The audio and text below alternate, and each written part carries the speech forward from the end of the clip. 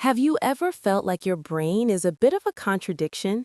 Like you can solve a high-level technical problem or analyze a complex social dynamic with ease, but the moment you need to do something simple, like the laundry, answering a basic email, or organizing your desk, your mind just shuts down. It feels like you're climbing a mountain when everyone else is just walking on a flat path. If this sounds familiar, you aren't lazy and you definitely aren't broken. Psychology says that some of the strangest habits people have are actually signs of high intelligence, and what looks odd from the outside serves a deep purpose inside a high IQ mind. Welcome to Scientic, where we decode the hidden patterns of human behavior. Today, we're looking at why your brain seems to rebel against the mundane while thriving in the complex. All right, let's jump right into this because we're going to talk about something I think a lot of you will find, well, deeply familiar. We're exploring this weird paradox. Why does your brain sometimes fight you on the simplest tasks, but then totally light up for the most complicated ones? I mean, does this sound like you? You can get lost for hours. Hours diving into a complex problem at work, but just the thought of finally doing the laundry feels like you're about to climb Mount Everest. If you're nodding along right now, you are in exactly the right place. We're about to figure out what's really going on here. And this just lays it all out, doesn't it? On the left, you've got the stuff that feels like a total slog. Doing the laundry, clearing out basic emails, organizing your desk. And on the right, the stuff that feels kind of easy, even exciting. Solving a tough problem, learning a new instrument, figuring out a tricky social situation.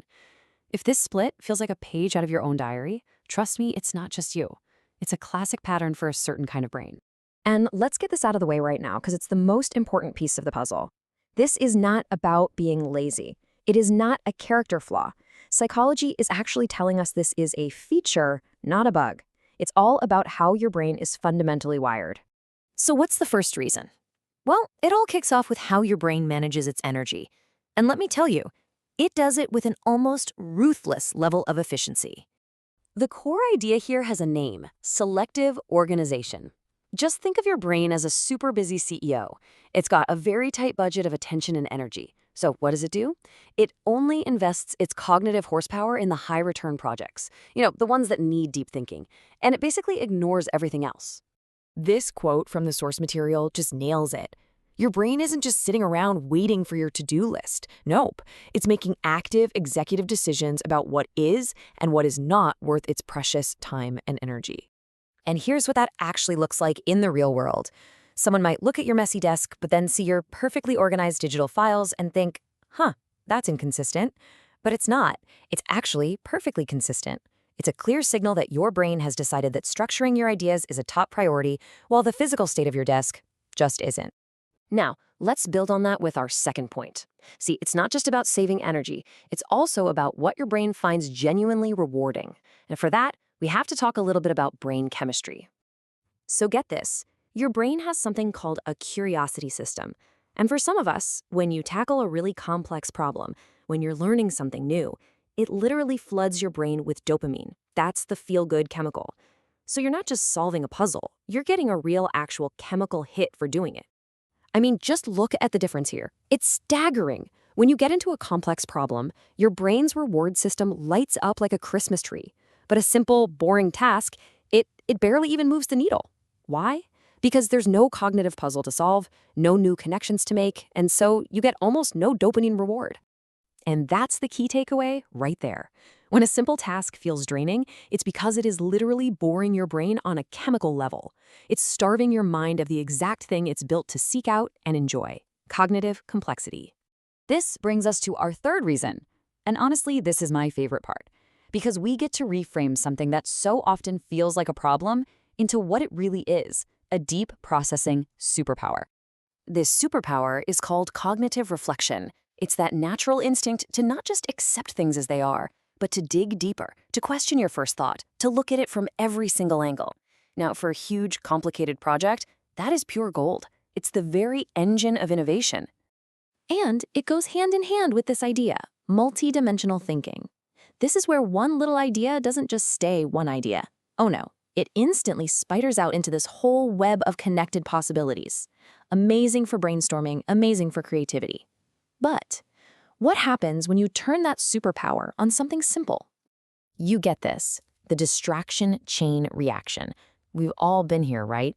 You go to wash the dishes. That makes you think about water, which makes you think about water conservation, which leads you down a rabbit hole about global resource management. And boom, an hour has gone by, and the dishes are still sitting in the sink. Your superpower just took you for a ride. I absolutely love this reframe because next time you're standing in the grocery store agonizing over which brand of toothpaste to buy, remember this. It's not that you're indecisive. It's that your brain is doing what it's best at, running these incredibly complex analyses and exploring possibilities that most people don't even notice are there. So let's pull all these threads together. Let's do one final, really empowering reframe of what is actually happening inside that amazing brain of yours. Let's just say it one more time so it really sinks in. It is not laziness. What it is a different mental operating system, one that's optimized for depth, not for routine chores.